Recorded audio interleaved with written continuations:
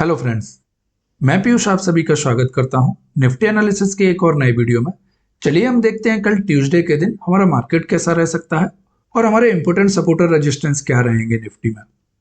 दोस्तों, पिछले trading session में हमें जो क्लोजिंग मिली थी वो क्लोजिंग हमें मिली थी 25,000 के आसपास, और आज की अगर ओपनिंग आप देखते हैं तो आज की ओपनिंग हमें मिली है 25,160 के आसपास। मीन्स यहां से हमने लगभग 160 पॉइंट गैप अप जाके ओपनिंग दी थी, और जब हम इतने बड़े गैप अप के साथ ओपन हो जाते हैं तो फिर हमारे पास मार्केट में कुछ करने के लिए ज्यादा बचता नहीं है। इसके बाद अगर आप देखें तो हमने यह जो सपोर्ट लिया है वो एग्जैक्टली उस लेवल के पास लिया है जहां पर पहले हम रेजिस्टेंस ले रहे थे। यह जो लेवल था हमारे पास, जो हम पिछले कई दिनों से डिस्कस करते हुए आ रहे थे कि 25,130 से 25,050 तक एरिया है, वो हमारे पास एक रेजिस्टेंस का काम कर रहा था। आज हमने गैप अप ओपनिंग दी और हमने उसी के आसपास आकर सपोर्ट लिया, क्योंकि अगर आप टेक्निकल एनालिसिस को थोड़ा सा समझते होंगे तो आपने कई बार यह सुना होगा कि जो रेजिस्टेंस हुआ करता है, अगर हम उसको ब्रेक कर देते हैं और दोबारा हम उसको अप्रोच करते हैं तो वो हमारे लिए एक सपोर्ट का काम करता है। यह लेवल हमारे लिए एक रेजिस्टेंस का काम कर रहा था। जब भी हम इस लेवल के पास आते थे, यहां से मार्केट में हमें सेलिंग देखने के लिए मिलती थी। आज हमने गैप अप के साथ इसको ब्रेकआउट तो दिया, लेकिन हम ऊपर के लेवल पर सस्टेन नहीं कर पाए और दोबारा से हमने क्लोजिंग उसी के पास में आकर कर दी। तो अब नेक्स्ट ट्रेडिंग सेशन में हमारे लिए देखना बहुत इंटरेस्टिंग हो जाएगा कि हम इस लेवल के ऊपर सस्टेन कर पाते हैं या दोबारा से इसको ब्रेक करके नीचे की साइड आने लगते हैं। अब डेली टाइम फ्रेम पर निफ्टी में हमारे पास जो रेजिस्टेंस निकल के आ रहा है वो रेजिस्टेंस हमारे पास 25,500 का, और जो सपोर्ट है वो सपोर्ट है हमारे पास इस रेंज का या डाउन लेवल, जो कि हमारे पास 24,500 से लेकर 24,450 का। चलिए अब हम 15 मिनट के टाइम फ्रेम पर चलते हैं और देखते हैं कि ट्यूसडे के दिन हमारे इंपोर्टेंट सपोर्ट और रेजिस्टेंस क्या रहेंगे, जिसके अकॉर्डिंग हम अपना ट्रेड प्लान करेंगे।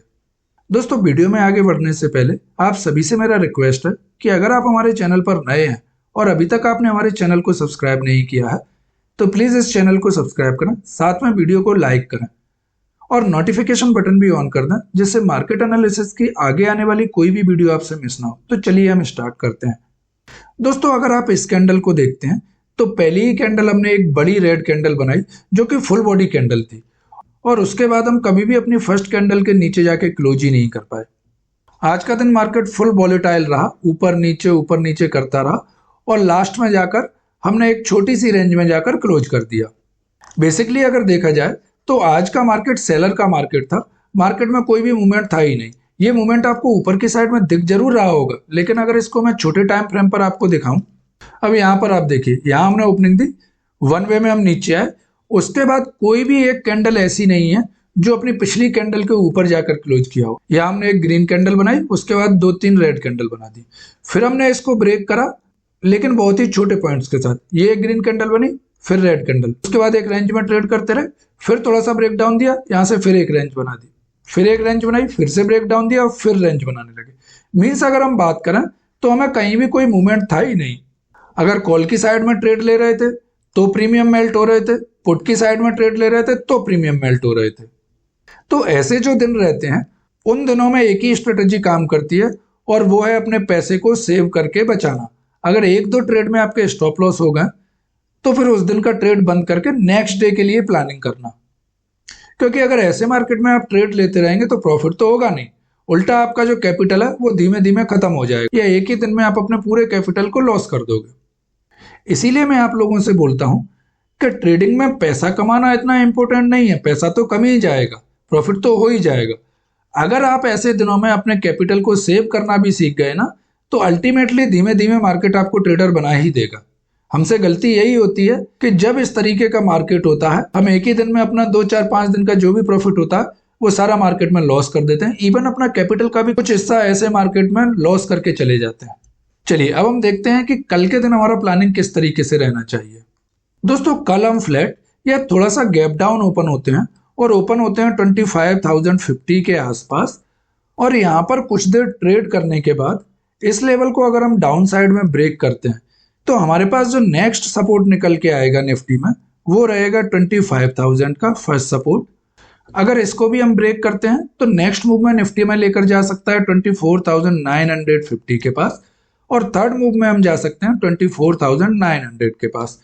यह जो लेवल है हमारे पास 24,900 का, यह हमारे लिए मेक और ब्रेक लेवल होने वाला है। अगर इस लेवल को हमने डाउन साइड में ब्रेक कर दिया तो यह जो हमारा ब्रेकआउट है यह फेल हो जाएगा और फिर आप देखोगे कि निफ्टी में हमें बड़ी बड़ी कैंडल डाउन साइड में बनती हुई दिखाई देंगी।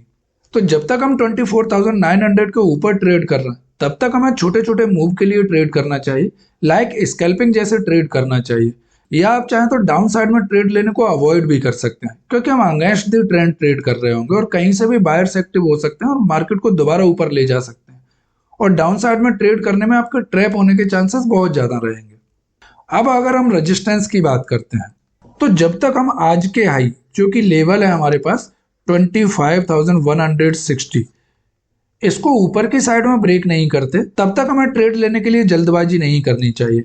कल ट्यूसडे के दिन हम फ्लैट या गैप अप ओपन होने के बाद जब इस लेवल को अप्रोच करें तो यहाँ पर हमें कुछ देर सस्टेन करना चाहिए और जब हम यहाँ पर कुछ देर सस्टेन करने के बाद इसको ऊपर की साइड में ब्रेक करेंगे तो आप देखोगे कि निफ्टी फर्स्ट मूव में हमें लेकर जा सकता है 25,220 के पास। अब जब हम इस लेवल के पास पहुंचेंगे तो यहाँ पर हमको कुछ देर रुककर देखना पड़ेगा क्योंकि 25,220 से लेकर 25,250 यह हमारे पास एक रेजिस्टेंस का लेवल है।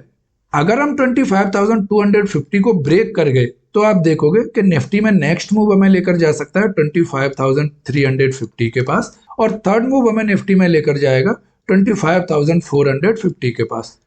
जब आप बाइंग के साइड में ट्रेड ले रहे हैं तो ऊपर की साइड में आप थोड़े से बड़े टारगेट रख सकते हैं बिकॉज आप ट्रेंड के साथ ट्रेड कर रहे होंगे।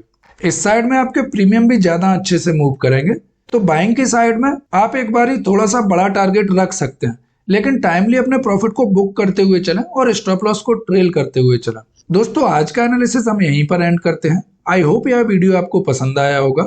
मैं यहाँ पर आपको कोई भी बाय और सेल एडवाइस नहीं दे रहा हूँ, मैं केवल अपना एक्सपीरियंस आप लोगों के साथ शेयर कर रहा हूँ। तो कोई भी ट्रेड लेने से पहले अपने फाइनेंशियल एडवाइजर से एक बार कंसल्ट जरूर करें।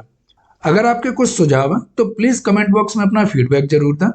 वीडियो को अंत तक देखने के लिए आप सभी का धन्यवाद। चलिए मिलते हैं कल नेक्स्ट वीडियो में।